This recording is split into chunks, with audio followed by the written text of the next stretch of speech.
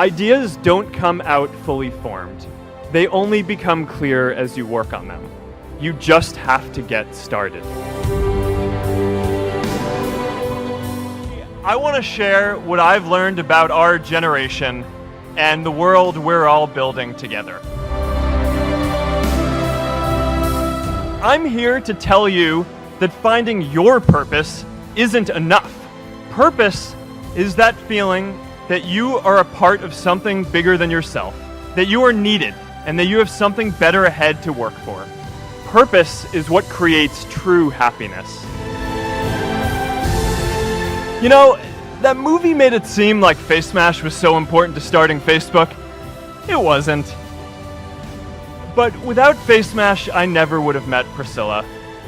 And Priscilla's the most important person in my life.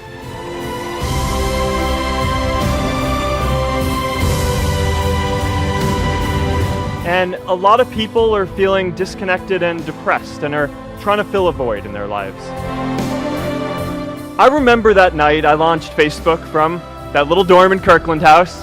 I went to Noakes with my friend KX, and I remember telling him clearly that I was excited to help connect the Harvard community, but one day someone would connect the whole world.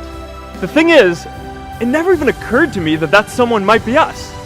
There were all these great big technology companies with all these resources, and I just assumed one of them would do it. But this idea was so clear to us that all people want to connect. So we just kept working on it, day after day after day. We'll always get criticized for moving too fast, because there's always someone who wants to slow you down. Some big companies wanted to buy us. I didn't want to sell. I wanted to see if we could connect more people. Nearly everyone else wanted to sell. Without a sense of higher purpose, this was their startup dream come true, and it tore our company apart. After one particularly tense argument, one of my close advisors told me if I didn't agree to sell the company right now, I would regret that decision for the rest of my life. Relationships were so frayed that within a year or so, every single person on our management team was gone. That was my hardest time leading Facebook. I believed in what we were doing, but I felt alone. And worse, it was my fault. I wondered if I was just wrong, an imposter, a 22-year-old kid who had no idea how things actually worked.